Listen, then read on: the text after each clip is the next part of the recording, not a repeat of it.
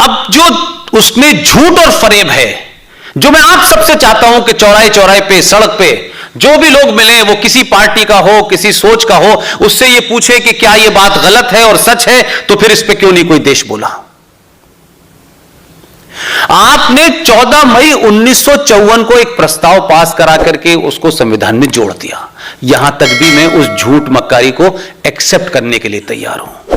लेकिन उस वक्त कौन साहब थे कश्मीर में, आप सबको पता होगा, जिनका जिक्र कर रहे थे हमारे साबिक वजीर आजम जवाहरलाल नेहरू के निजी दोस्त, जिन्होंने दोस्ती में सब कुछ दे दिया, लेकिन उस दोस्त ने उस दोस्ती का भ्रम नहीं रखा और उसको एक बार जेल में डालना पड़ा कि गद्दारी के लिए।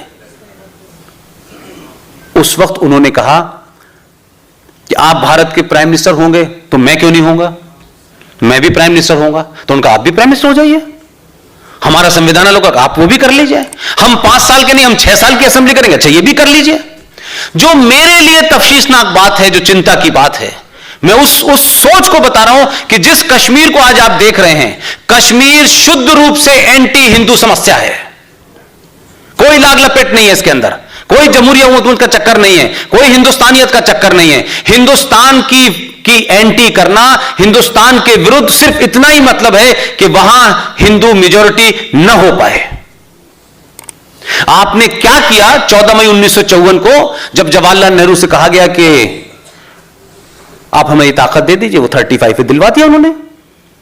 उस 35A के बारे में यह हुआ कि आपने 14 मई 1954 को उसे लागू किया, लेकिन इंसानियत, जमहूरियत का यह फ्रॉड, यह अब्दुल्ला फैमिली, यह मुफ्ती का खानदान, ये सब मिले हुए थे। इन्होंने कहा देखिए ऐसा है कि अब हम तय ये करेंगे जम्मू कश्मीर के संविधान में कि हम पास तो इसे कर रहे हैं, लेकिन इसकी डेट क्या हो वो हम तय करेंगे। तो उनकी डेट तय करने की बात कर रहा हूं, इसलिए ये बात आज की नहीं है, समस्या आज की समस्या नहीं है। उन्होंने कहा हम इसकी डेट 1944 रखेंगे। तो मुझे समझ नहीं आया था, 1944 में तो देश गुलाम था, तो ये 1944 क्यों रखी गई? ये 1944 इसलिए रखी गई कि 1940 में करारदाते पाकिस्तान, रेजोल्यूशन ऑफ पाकिस्तान पास हो चुका था लाहौर में। उस वक्त के बाद यह तय हो गया था, तो मात्र आप 40 से 44 तक का मामला था, यह तय हो गया था। तो जिनको आना था वो आ चुके थे। और आपने क्या हरकत की कि जितने लोग 45, 46, 47 में आए, मैं ये कह रहा हूं कि आप उस जहन को पढ़ने की कोशिश कीजिए। मेरी बात पे यकीन तब कीजिए जब उस जहन को पढ़ लें, और कहीं कोई कंफ्यूजन हो तो गूगल पर ढूंढ लें। आपने 1944 की डेट इसलिए रखी कि जितने मुसलमानों को आना था वो आ चुके थे 1944 तक। 1945, 46, 47 में पाकिस्तान के अंदर जब वायलेंस शुरू हो गया, मारकाट शुरू हो गई, तो वहां से 5500 परिवार आए थे जम्मू कश्मीर। अब सोचिए कि वो 46, 47, 48 में आके बस चुके थे। तो ये आर्टिकल 35A के पीछे एजेंडा क्या था?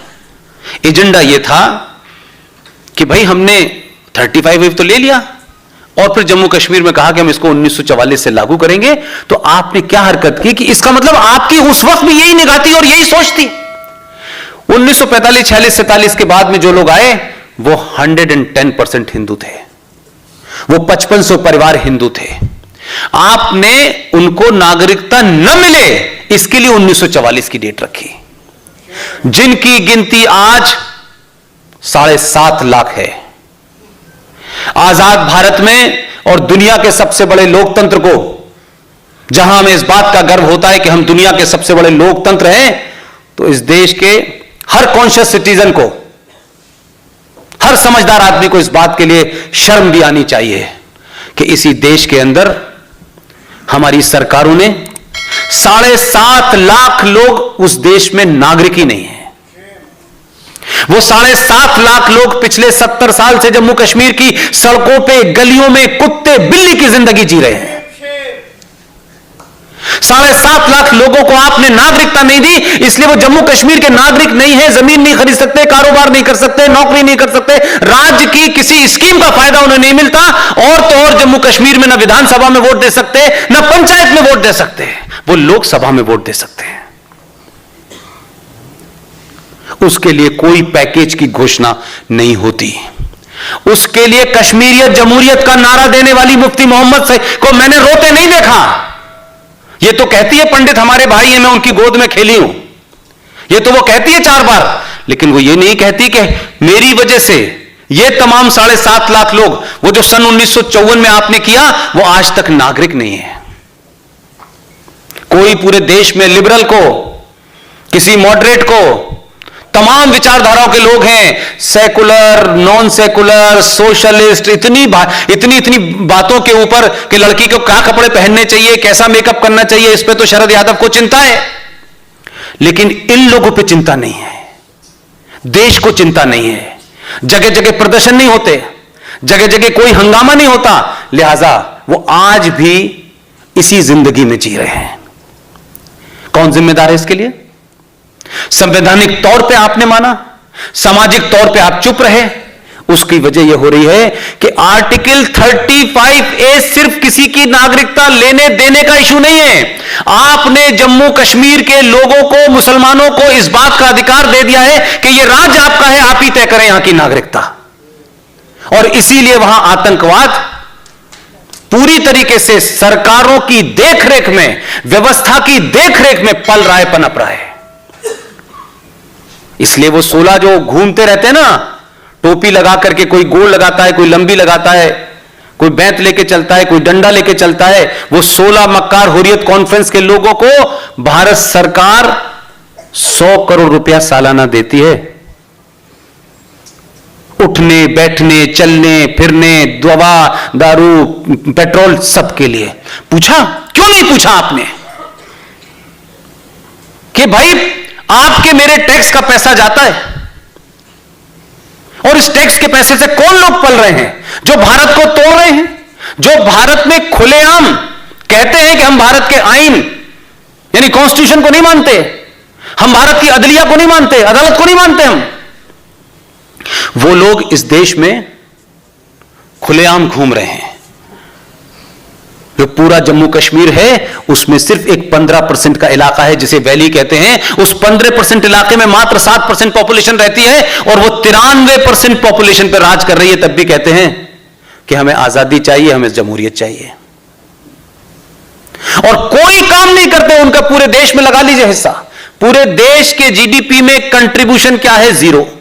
कुछ करते नहीं है, कुछ नहीं करते। वो पैसा जाता है, पलते हैं, आपसे भी लेते हैं, आईएसआई से भी लेते हैं, और पूरे देश के अंदर वो जो जिसकी बात बार बार कह रहे हैं सिंह साहब कि अगर माथे में कैंसर होगा तो शरीर बर्बाद हो जाएगा।